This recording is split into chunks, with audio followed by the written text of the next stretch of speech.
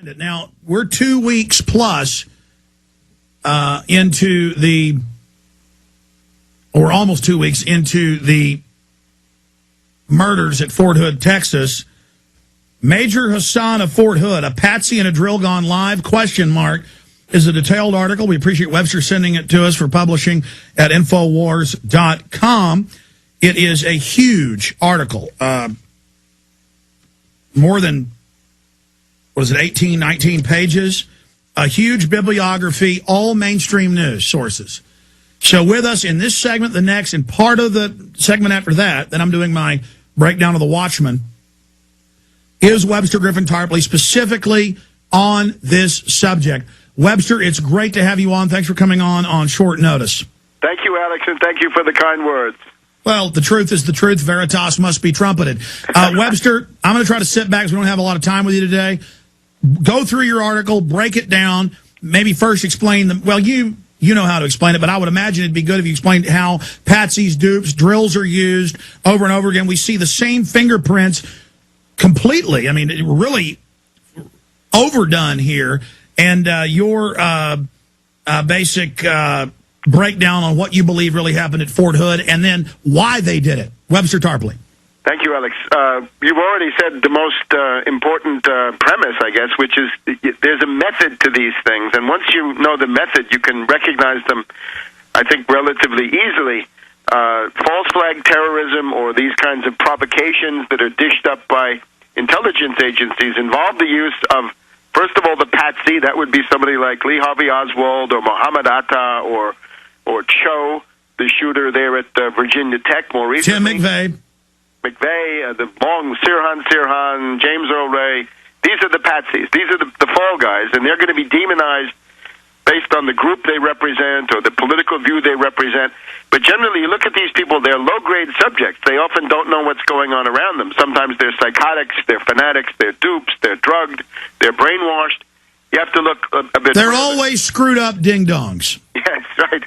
But always getting noticed, but always not, always getting away with it. Always doing egregious, crazy things, but never having sanctions. And we have that here. He's saying all these horrible things, worshiping suicide bombers, the FBI, CIA. He tried to contact Al-Qaeda. He didn't know he was contacting the CIA. He's a soldier of Allah. He wants to get people put on trial for war crimes. But you have to look deeper. The mole, right? Inside the government, there's a private network. It's not a government network. I call it a Wall Street network. Call it a rogue network. It's an Anglo-American intelligence network, and this has its own separate agenda, and they try to make sure that the patsies don't get rounded up.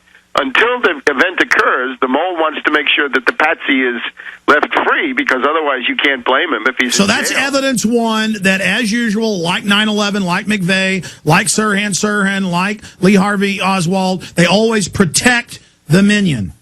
Until it happens, and then of course they round them up right away, because then they've got to come up with a scapegoat. And then of course we have the technicians, the people that you don't see, who actually have the physical, technical capability of bringing about the events, the people who wired the buildings for controlled demolition, or who really did the shooting there in Dealey Plaza in Dallas way back when. So you've got to look at it from this point of view. And the other thing that you've said, extremely important, the drills.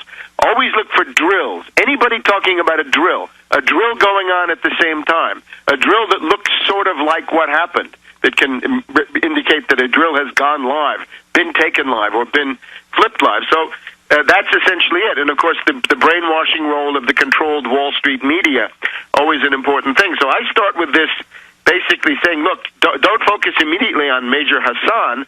Focus on the fact that we have multiple eyewitnesses at Fort Hood who give interviews to ABC and CBS and the Miami Herald and the Austin TV, and they all say, we thought we were in a drill. Now, that's just a subjective impression, but it means that these are experienced combat soldiers, many of them, and they've been through this before, that the military is always doing drills, right? They do the red team and the blue team. They drill everything that they would normally do in combat operations or whatever it is. And in this case, you want to know why Hassan might have gone to this event with a gun. He may have known what he was doing. He may have gone with criminal intent. But then again, he may have been just a psychotic patsy dupe who walked into what he thought was a drill. You can look at the 9/11 hijackers. Most of them thought they were going to be actors in a drill, and they were in a drill until the drill went live. And that's been confirmed. Confirmed they were trained at U.S. bases on. That's admitted, folks. Go ahead. And then, of course, we've got this 25-plus drills operations that were completed just before 9/11, ongoing the morning of the 9/11 is the majority of them, or in the advanced stages of planning. So the other thing then is to look for these strange anomalies and contradictions. For example, the news reports during the entire afternoon of this Fort Hood tragedy, which is, of course, a tragic event, we were told there were 3 shooters, that there was 1 killed, and there were 2 others in custody. And this is the kind of stuff that comes out at the beginning, right? You've always got to go and get screenshots of what happens very early on, because after a while this stuff gets expunged and people forget about it because the media is focusing on Hassan. But we were told that there were 2 other shooters. Where are they? We were told that there were 2 shooting incidents, one at this readiness center, but another one at this place called the House Theater, which is a theater on the Army post. But now the other 2 shooters have disappeared from the narrative as of about 10 o'clock that evening. And we're told that he was killed for 6 hours. Right. That's the other thing about patsies, of course, is they always do things that are physically impossible. And I guess the ultimate of physical impossibility is to come back from the dead. But we find now that Lieutenant General Cohn, the base commander, had pronounced Hassan dead, but then brought him back to life in that same press conference at about 9 or 10 o'clock in the evening of the day of the shooting. So all of this makes us extremely suspicious. And then, of course, we can look at Hassan and look at his profile. Does he fulfill this feature of the patsy that he's got to get noticed? He's got to be egregious. For example, we have this PowerPoint presentation by Hassan, and this takes us way back into 2008, I think, in the spring. And by the way, people are being court-martialed for criticizing Bush or Obama just slightly, but he's running around doing things that no one would be allowed to do. Right. He gives this slideshow where he says, "We love death more than you love life." All right. This is ID format Al-Qaeda speak. This is what U.S. intelligence thinks comes out of the mouth of Al-Qaeda. And, of course, remember, Al-Qaeda is this CIA Arab Legion, a group of patsies, a group of terrorists and so forth, but run by the Anglo-American intelligence. But we see Hassan getting away with all kinds of crazy, outrageous things. He apparently, now the latest news is that he has business cards saying that he's a soldier of Allah. He wants to get other soldiers court-martialed based on what they've told him in his psychiatric interviews. And the way they would set this guy up, one of many, was tell him, "Oh, you're undercover looking for extremists. Oh, you're..." again, we've seen this in the past. Yes, he maybe thought he was a double agent, but of course he's got to be a double agent who's not that smart.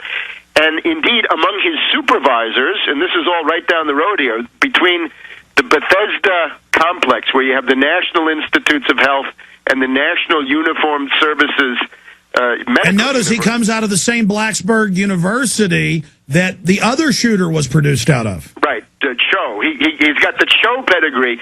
The thing about Hassan that's interesting is, up to now, Islamic fundamentalist terrorists, so-called, come in groups. They have a communitarian, social aspect to them. But now this is the first time that I know of, since Sirhan, in which time this was a lone wolf. The lone wolf, but the Islamic fundamentalist lone wolf, the troubled loner who's got the Koran in his hand, allegedly, and is fighting jihad. So that's a first. So that brings together the Atta kind of guy with the Cho. In other words, Cho is somebody who comes out of psychiatric clinics, and so does Hassan. But Hassan comes. But we see that with Sirhan and McVeigh. They always have this psychiatric background.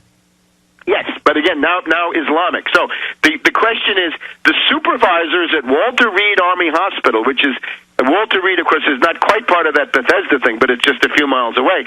They have a meeting where they ask, is Major Hassan a psychotic? And, of course, the answer to that is yes. The big question then is Here is somebody who almost automatically has to have at least a secret level security clearance. Any Army officer, according to what I've been able to find, has to have at least a security clearance of secret. He may have had more. He may have had top secret. He may have had, key and code, cosmic, NATO level, whatever. But at least secret. So the thing is, when you do these egregious things and say, we love life more than you love death, that's when somebody's going to come and investigate you, if only for the security clearance. Hey, if you have bad credit, you can't get a low-level security clearance. Right. He's running around saying, I love Al-Qaeda. Right. And they're just like, protecting. And then you've got the drill being reported. Webster, stay there. We're going to finish up with the MO, what you believe really happened, and why they did this.